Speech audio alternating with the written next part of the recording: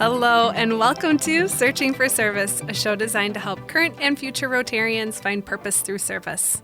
Our show's promise is a dedication to sharing stories, experiences, and opportunities for those searching for service, and how Rotary has been the organization to bring it together. The goal of the show is to grow the Rotary family by connecting through service projects.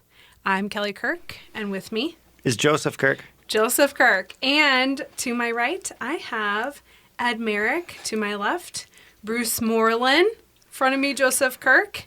And Ed and Bruce are heads of Braver Angels. So, welcome. I'd say we're more ambassadors for Braver Angels within the community. But yeah. Perfect. Well, we're happy to have you on board. And I'm very excited for our listeners to hear a little bit more about the two of you. How you head as ambassadors for Braver Angels and about Braver Angels as well. So we're very excited.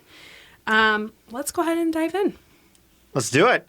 I think, guys, let's just outline really quick what Braver Angels is. We're going to dive into that a little bit deeper into other segments, but give us the elevator pitch.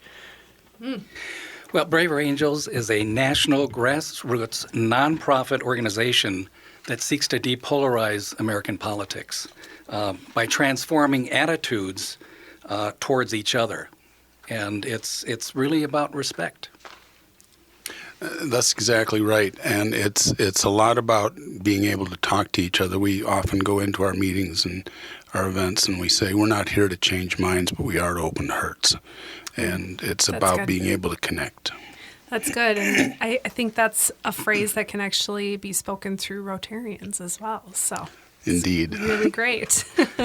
And actually the way the district, our District 5960 got involved with this was my former club used to do community forums. And at one of our forums we had Bill Doherty, who is one of the co-founders of Braver Angels, come in. He is a professor here at the University of Minnesota in family counseling. And so he came in and talked about Braver Angels, and we all got excited about it.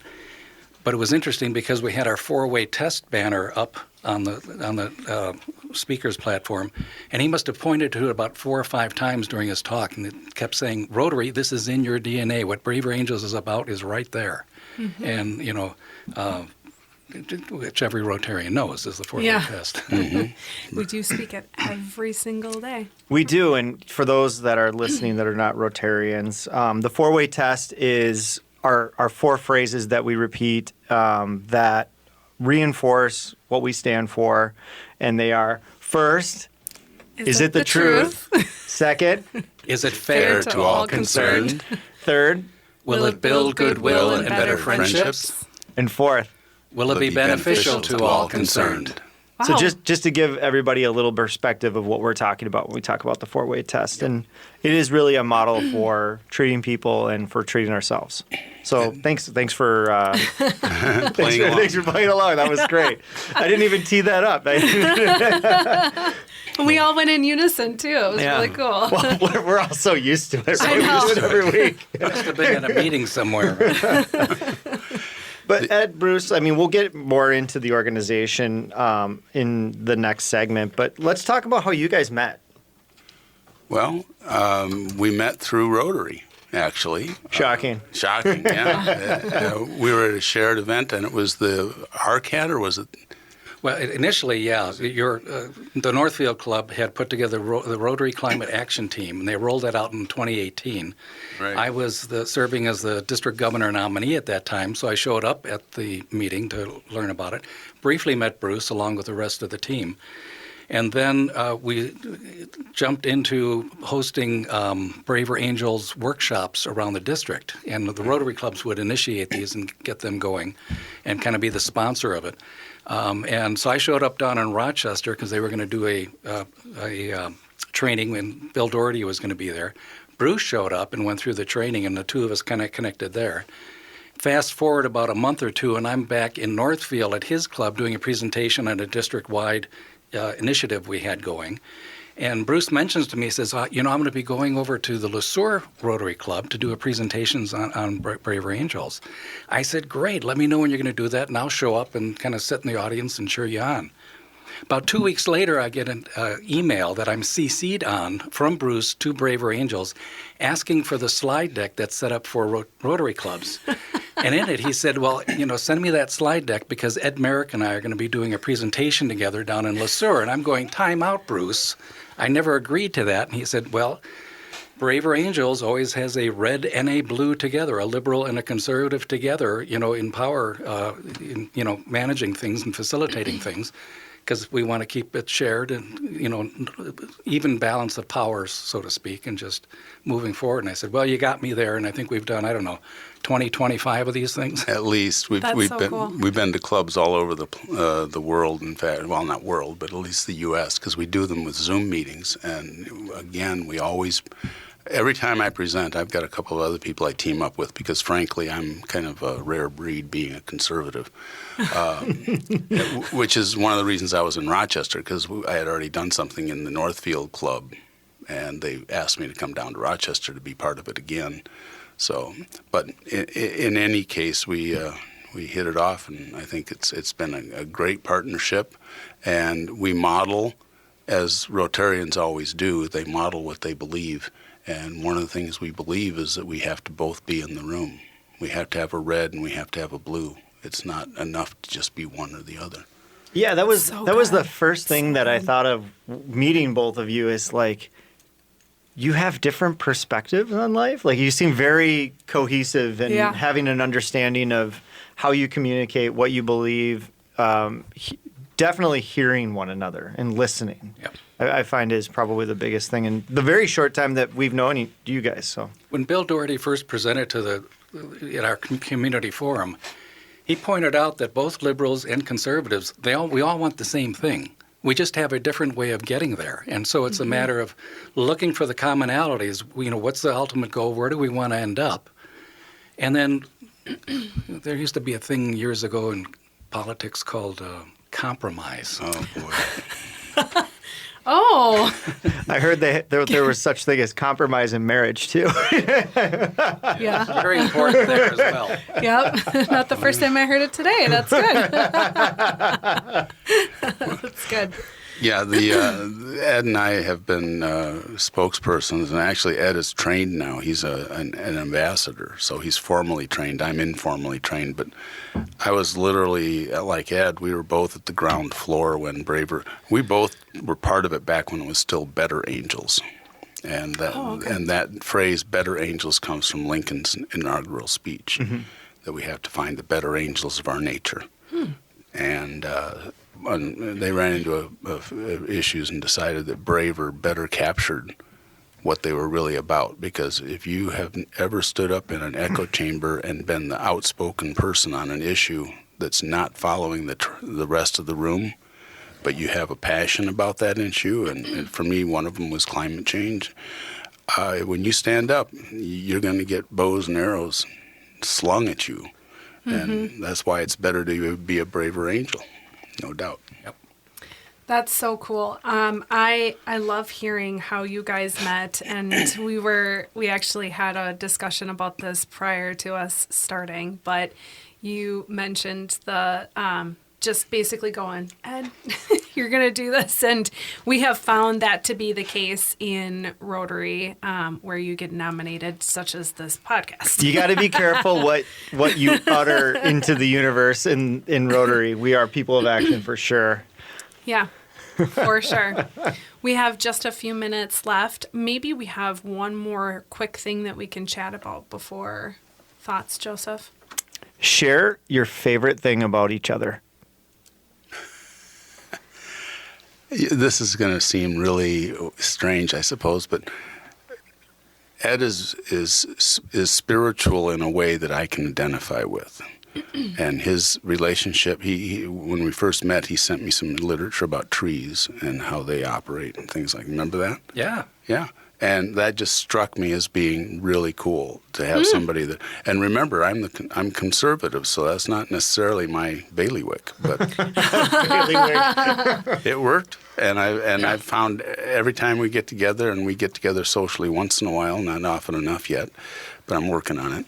And it's always exciting to hear what he has to say. Just a few seconds, Ed. What's your favorite thing about Bruce? Sharing my spirituality with Bruce. It's a willing audience for once, you know. That's wonderful. I love it. So in our next section, we're just going to tee up real quick. We're going to hear a little bit more. Actually, much more deeper dive into Braver Angels. Very excited for you guys to step into that and share more with our listeners. So, but in the meantime, and as a reminder, you are listening to Searching for Service, brought to you by District 5950 and 5960. I'm Kelly Kirk. And I'm Joseph Kirk. We're excited to have you back after the break. Bye.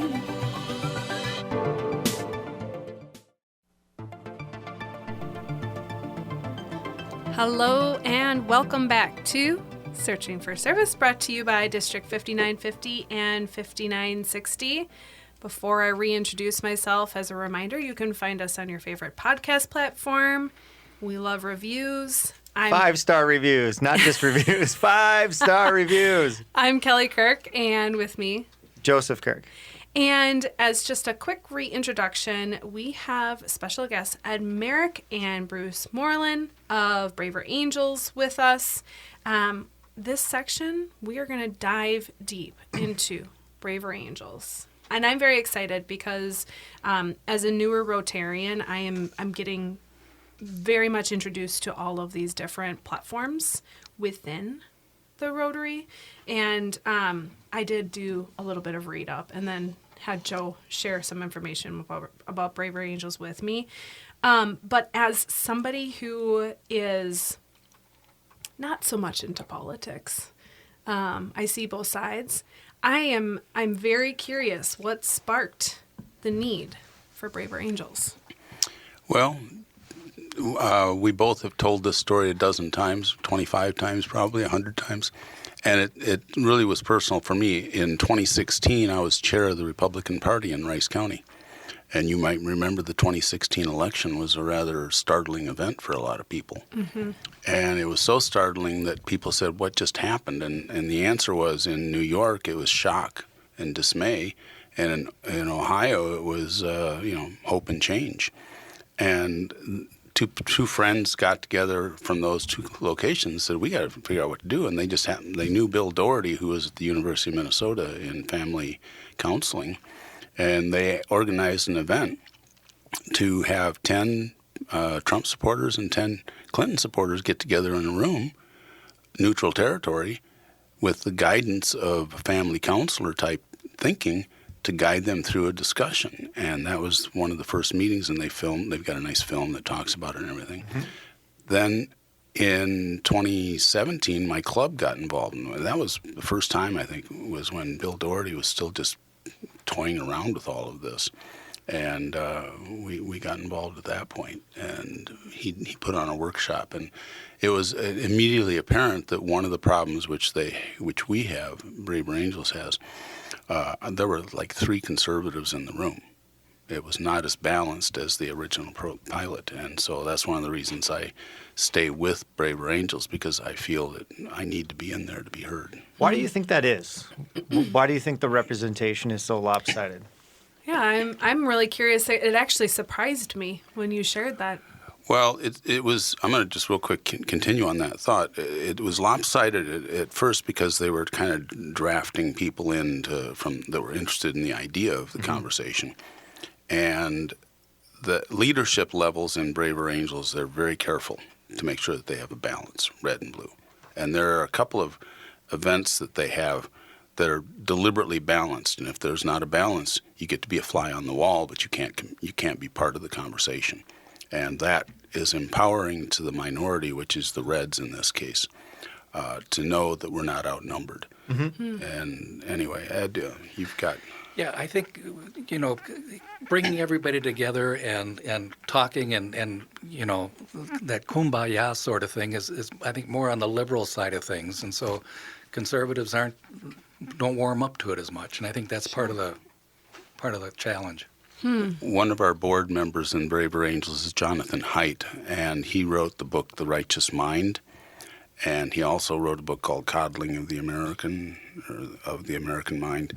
So he's a bit, he tells his personal journey from being a diehard liberal, The Righteous Mind was supposed to be a tutorial for how liberals could fight back against the conservatives, and by the time he got through, he realized he was more conservative than he thought.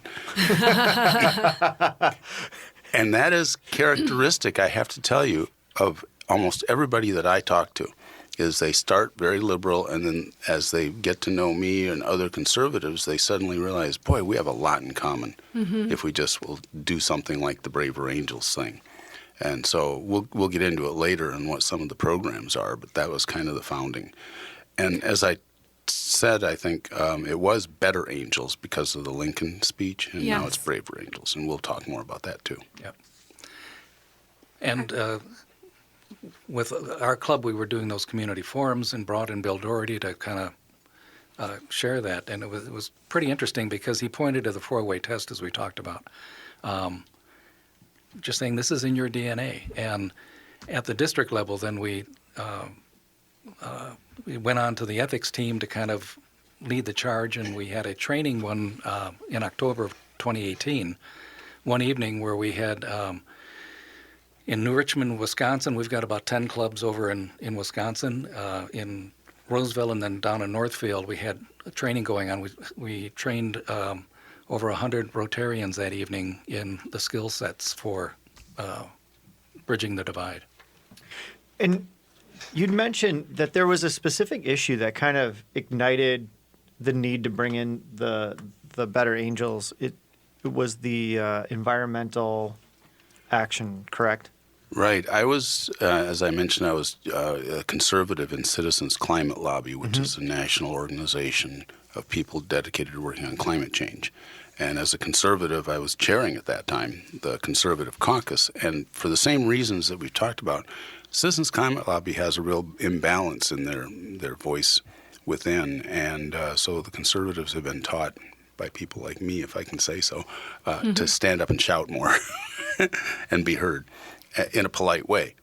And that's one of the things why CCL, why I thought Braver Angels was such a cool thing, because they were also working on politeness. They weren't working on winning debates. They were working on learning. And my co-chair of the Braver Angel Action Team in CCL loves to say she's curious, and she wants to talk to other people who are curious. And that sense of curiosity is critical. But what happened what you were talking about, in 2019, you might remember the April issue of the Rotarian, the cover story was climate change. And that generated more letters to the editor than any other issue, and they were still getting letters to the editor about it months later. It just really revealed a tiny crack, and it's so different. Remember what happened with polio? There was a Rotarian that said, this is something we can do something about. And next thing you know, all the Rotary clubs were getting on board and understanding, and polio became one of our causes. Yeah. And it just kind of propagated through. Well, climate change is doing the same thing through the RCATs, Rotary Climate Action Teams. But it's always revealing when you realize that not everybody in the room is on the same page. Right. And that's where Braver Angels skills training and heart-opening events can be really critical to keep the team together, because you got half the team wants to go down the center of the field to do the kicking, and the other half the team wants to go down the sidelines to make the touchdowns, and you as the coach have to keep those two teams from fighting each other. Well, that's a perfect segue into, how does the approach work? It's a family counseling background. So I love that, first of all, is that, they treat, it's like Come on, kids. We got to play nice. Yeah. Well, the goal Listen to Billy. with Braver Angels is in these conversations is we're not trying to change the other person's mind and get them to believe in our side of the story or our viewpoint, but it's to understand their side. It's to understand them and their, where they're coming from. So, if we're going to talk about, Second Amendment and gun control and that sort of stuff, I might ask Bruce, well, instead of my hackles getting up and attacking him, you just want everyone to have guns. Start to understand where that comes from. Where's your interest in guns? Where did it start? As a kid, I used to hunt or, whatever. And, but just to understand that versus attacking right away. I was going to say it has to, most of the topics have to, I guess, stem from a personal standpoint, right? That's what the first thought that came to mind when you were stating that is it has to start with the personal thing. Well, and there's I don't know if you've ever seen the show Ted Lasso. There's a great scene, there's a dart scene where he talks about how people judged him his entire life versus were curious about him. Yes. And that's exactly what I just thought of when you were talking about what Braver Angels does is it creates curiosity instead of judgment. And when you're in a place of curiosity, it's extremely difficult to be adversarial. Yes. Now you could have whole different perspectives and, be emotional about it, but it's hard to project and villainize the other side when you're curious. So I love the approach. I think I was immediately drawn to the messaging, and this one really resonated with me. It's fun when we get to kind of meet with everybody, and some of the subjects resonate with you more than others. And this one I was like, wow, and we need it. I might be saying this phrase wrong, but curiosity in this case does not kill the kitten. Yep. Did I say it right? Cat, kitten, the whatever. Cat, kitten, whatever. Okay, so we'll come back here in our next section and we'll pick back up where we left off. But as a reminder, you're listening to Searching for Service, brought to you by District 5950 and 5960. I'm Kelly Kirk. And I'm Joseph Kirk. See you on the other side.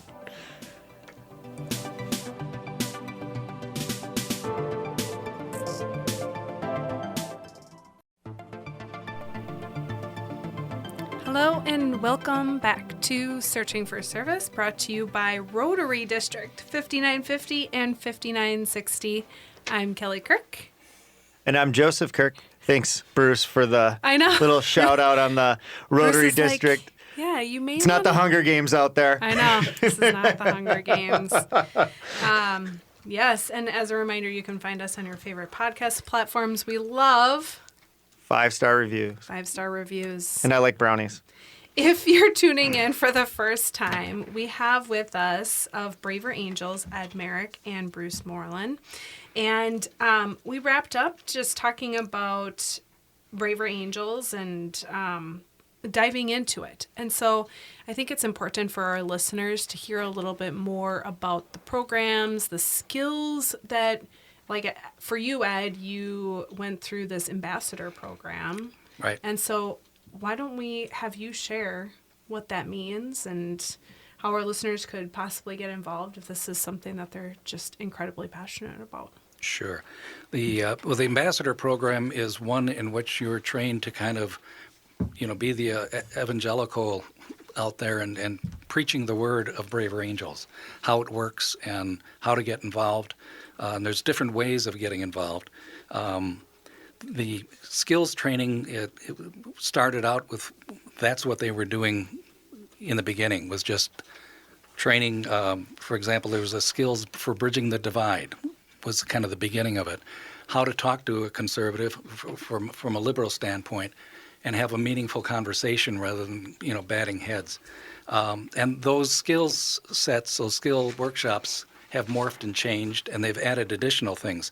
So today in the program, they have 3 kind of levels. One is Grow Bravely, which is where you're working on yourself. So it's getting those kinds of skills for bridging the divide, being able to talk to somebody, from the other political side. An important one is depolarizing within. So when you're with your own group, your own little echo chamber, so to speak, It's how to, stand up and just kind of tone down the rhetoric as everyone's saying, oh, those so-and-sos are, they're terrible. No, they're not terrible. They just have a different point of view, and just trying to depolarize that whole thing. There's another workshop that's very popular.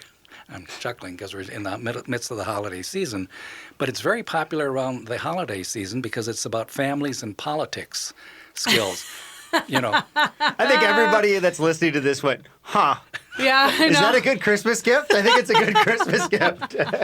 When Uncle Joe steps up at the Thanksgiving table and starts going, it's a way to diffuse that. So you come away with a good holiday for a change.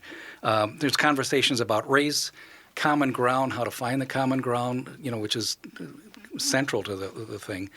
Skills for social media workshops. Being red in a blue environment, as we were talking a little bit about earlier. Bruce is kind of a rare breed within Braver Angels. You're a pilgrim in an unholy land. That's me. But that's the Grow Bravely. So that's working on yourself. Then from there you move on to the Pair Up Bravely, where you have one-on-one conversations with somebody from the other side, where they match you up, and they're unstructured, unmoderated. It's just the two of you talking, and off you go. Yeah, but I would remind, they are not unstructured completely. It's not like going to a coffee shop and let's talk.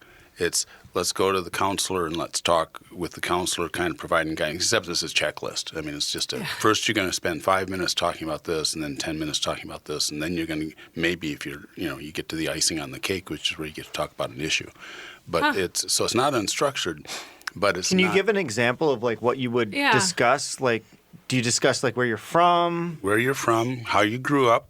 You'll find that if you say that I grew up, I went to the farm every weekend like I did, I have a different mentality about a lot of things than somebody who grew up and on the weekend they went to the Central Park in New York.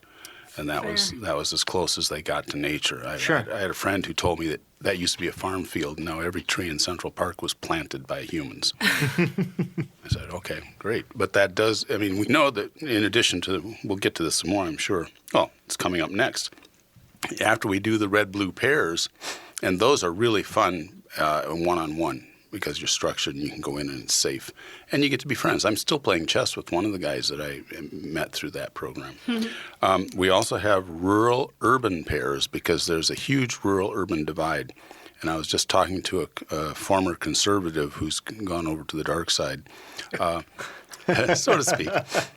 But she was there when the Minnesota Senate and House went from being mostly farmers who kept looking at the clock and the calendar because they had work to do, and turned over to being mostly lawyers who thought the clock was how you billed for things. So she could feel the change in the way the members of the House and Senate felt about things as it changed from being mostly rural to mostly urban. And so there's a rural-urban pairing that we do. Well, and we're one of the almost best examples of stark difference between our rural environments and our city environments. It's pretty fascinating. Like I got to see it firsthand during COVID, for example. Like I'm a realtor and I'm all over the place, and you'd drive 30 minutes out of town and it would be a different world. You're like, where am I? Very much so. And experiencing that different world through somebody else's mind and heart and is very valuable. The Native Americans have been credited with saying, walk a mile in my moccasins or in their moccasins before you criticize them. Yeah. But it's an old understanding that until you know what they're thinking about, it's not fair. And I'm going to hit on something else you said. Our political parties used religious terminology, evil, satanic, just anything they can to describe, particularly the evil. And that is not how you reach, any kind of cooperative solutions. So fascinating. And I'm reminded with the Native is a lot of their work is in the circle. And so I'll hold up my hand, and Bruce will start to tell me about the 4 fingers he's seeing and the fingernails. And from my perspective, I'll say, I don't know what you're talking about. Because from my perspective, there are no fingernails. And the two of you, 90 degrees off from us, are going, what fingers, what thumb, what are you talking about? Yeah, what are you talking about? Yeah. Exactly. But until we get everyone's perspective around the table, we don't really know what we're dealing with. That's a great way It really to is. approach that. I just want to chime in real quick because I think this is important to note. We've had a lot of dialogue, and I can't remember if it was on air or off air, but I mean, you mentioned talking about the personal component, like asking people, getting curious, right?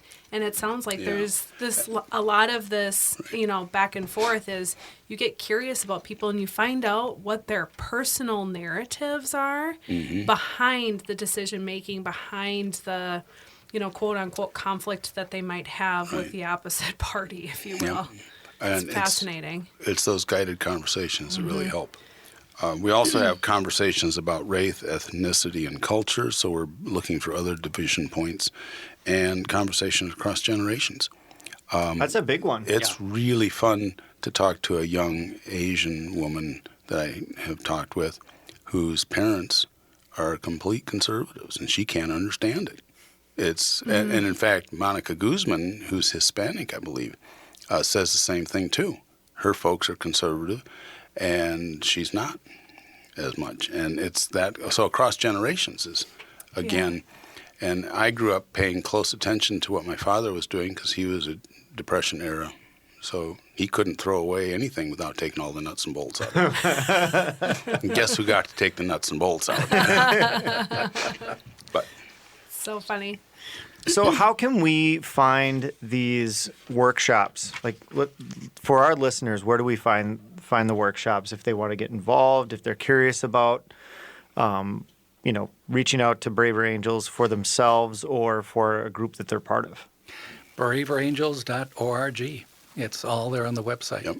All Not one just word. a clever name. It's And we always do make sure to drop this information into the show notes for our listeners. So we'll make sure that is plopped in there for everybody. But again, that's braverangels.org.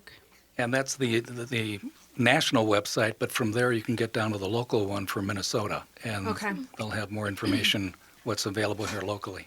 Yep. really quick. One last question, and this is both of your opinions. Is what's the most important finding from the program in your opinion? So, what's come out of the program that is most powerful for you personally? You can, whether you want to comment Better Angels as a whole or just yourself personally. I think the thing that struck me, Bill, from the very first workshop they did, Bill Doherty shared this. They had a conservative Christian and a liberal Muslim paired up together with the Hillary and the Clinton, or Hillary and the Trump group. And out of this, the two of them have become the best of buddies. They go to mosque together, they go to church together, they have each other over, and they're still doing it. Bruce met them. I met them at the second national convention down in St. Louis, and it was really fun to watch them interact with everybody else because the room was full of some pretty diehard blues and diehard reds. So just commonality and finding all of the common and how we are so much more shared than we are divided. Love that so much. And that's just one little perspective right there. So thank you for sharing that. As a reminder, you are listening to Searching for Service. I'm Kelly Kirk. And I'm Joseph Kirk. We'll see you for the last segment. Welcome back to Searching for Service, brought to you by Rotary District 5950 and 5960. I'm Kelly Kirk. And I'm Joseph Kirk. And as a reminder, you can find us on your favorite podcast platforms. What do we love, Joe? 5-star reviews. I can see Ed out of the corner of my eye. He's like, 5-star reviews. Well, that Ed's means you're Ed's dropping gonna it, write right? one. You're dropping 5-star reviews. For us We got after two this. great 5-star reviews sitting in this room right now. I know. They're going to, after this episode airs, they're going to be going on and they're going to 5-star review their own. So I love it. All right. So our favorite section, we had a little bit of a dialogue before leading into going on air. And I think what we love to do with our guests is visioneer, meaning like, how do you envision Braver Angels for the future, tying it in with Rotary, because it's hard when you are a Rotarian to not think about things that are happening both right here in the moment, but in the future as well. So I can't imagine that you haven't thought at least a step ahead, maybe a year, maybe 3 years. So let's talk through that. And no one will hold you to these things. They're untethered and they are aspirational. Well, I'll start off by telling a personal story. I'm a retired Air Force officer who twice took the oath to defend the Constitution against all enemies, foreign and domestic. And I take that oath seriously. Nothing has released me from that obligation. And when I ran into Braver Angels, and as I've learned more about how our politics are working, remember I'm a mathematician, so I look at math models. And the more I look at that, the more I realize that I cannot fulfill that oath in either political party right now. And I have to find common ground, and Braver Angels provides me that home for that work. Is that frustrating to you or empowering to you? It's empowering that I have friends that are willing to follow me into the field and are willing to lead me out of the ditches. You know the saying, the first one through the wall usually gets a little bloody. So thanks for getting bloody for all of us. I appreciate it. So following up on that, then my vision is that Rotary clubs, which are filled with people who are doers, will see that this is a crisis and that the Braver Angels model will help save us, and in a way that requires some bridging, some reds and blues working together, and it's a lot easier to find those kinds of behaviors out of Rotarians. And so, When you think of Rotary and what we're about, it's really about peace building and making a better world. And that's long go, short go, whatever. You take the foundation. I know you had a program on the foundation not long ago. And so we have 7 focus areas on the foundation. 6 of those focus areas really feed into the last one, which is peace building and conflict resolution. We're not going to have that without the rest of it. The other thing I'll put a plug into, and it would be a great podcast for you down the line, is on No pressure. hint. It's already going to happen. It's already happening. It's already. It is the Rotary Positive Peace Academy, which you can get through the Rotary online. So about 2012 or so, an organization out in Australia got interested in what is peace. How do you define peace? The Institute for Economics and Peace is the name of the organization, and they put metrics to it to be able to measure peace. So there's 23 factors that determine how peaceful a country is. And when you look at that, and they built that into like 8 pillars of peace, and when you look at those pillars, they feed right into our focus group. So what Rotary is doing with our grants and the work we're doing out there is supporting peace throughout the world. And Braver Angels is really just another arrow in our quiver as Rotarians working towards that, where we're getting the skill sets to be able to have conversations across divides, all sorts of divides. Well, and it's interesting. Like, I think what's hit me the most about Braver Angels has been, we've had both of the polio chairs on, and we talked about like what's going to happen after polio is eradicated, because it's going to happen.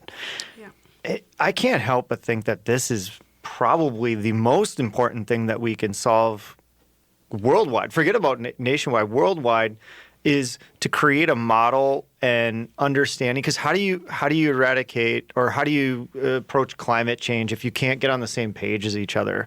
Like, how do you do anything if you can't create common language, understanding? And I loved, Bruce, how you talked about it's a crisis, because it is a crisis. I mean, look at what it's doing to families. Look at what it's doing to communities, nations. Like, we're seeing it play out on every single level. And it's truly that we don't listen to each other anymore. We're all full of ego, not vision. And, I'm excited. I can't help but just be blown away by this organization. And I'm really excited to help support it in the future. And I don't know about anybody else out there, but I'm definitely going to be signing up and figuring out how I can be part of this. So something I wanted to just chime in on is, as an individual who, my husband, we were having a little bit of conversation prior to having this sit down with you guys, and I was saying, I've always come from a neutral spot, and he's like, no, you haven't. No, you were from the day that you were born up until now, there's things that influence you. And I sat back and carefully thought about that, and darn it, he's right. Wait, But can we get that? Make sure we recorded that soundbite and send that to my phone. Where I'm going with this, though, is maybe the better way to say this is I am highly interested in this. But as somebody who has turned the other way, whenever politics come up, I'm like, nope, I can't. I just can't. I see it from this perspective. I see it from this perspective. And it's so frustrating at times. So for somebody like me who has continued to do that for, the better half of my life, is like, how do I dive into something like Braver Angels? And I am convinced that there are other individuals who are listening to this that feel the same way that I do. Well, for sure. I'm going to say something real quick. The first thing to realize is that you have to, it's like anything else, you have to want to. You have to recognize that it's on you first as the individual to realize that this is something that is not going to be solved unless you're involved in the solution. So we are part of the solution, and Rotarians are the obvious source of people who can do that work. Fair. And jumping into some of the skills classes, I think will help you, define that. And I think one of the problems in the world is that we don't want to talk about politics. We don't want to discuss religion because those are the things, how I got involved and got hooked. How I got hooked as a Rotarian. When I first joined the Shakopee Club, there was a woman who had joined about 2 weeks before I did. She and her husband had just come back from the Peace Corps. They on a bet. At the 50 years of age, they gave up sold their business, joined the Peace Corps, went down to Jamaica. She was working with a group of women down there sewing dolls for the tourist trade, and came out of there just totally frustrated because, with a little bit of money, these women could get other skills, other equipment, get a real business in making clothing for the local population rather than the cottage industry. And the Shakopee Club said, well, what would it take? She said, $5,000. Well, she made it happen. I thought, how cool is this? She went back to Jamaica and actually got this thing started for these women. They had their own business. No government, no politics, no religion, none of the things in there to divide us. Just focusing in on our common humanity and making a difference. That's what hooked me on Rotary. And Rotarians, as we talked about earlier, are the ones that run to the alarms. But Braver Angels can give you some buckets of water to take to that fire. I like that. I do like that. So we have flown through this, and I wish that we had more time, but there needs to be a part 2. There really does, yes.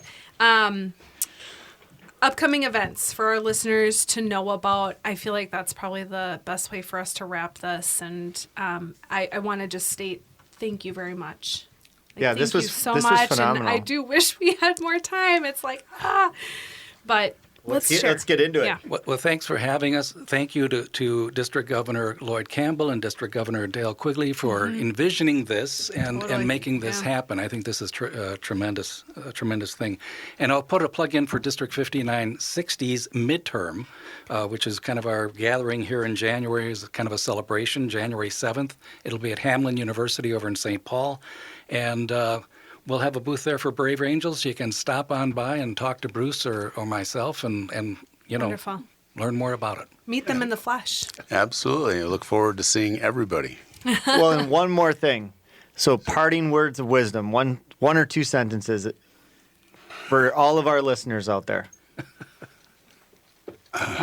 Be curious. Love it. Yeah, that's good. Be curious. And find ways to serve. Love it. Wonderful.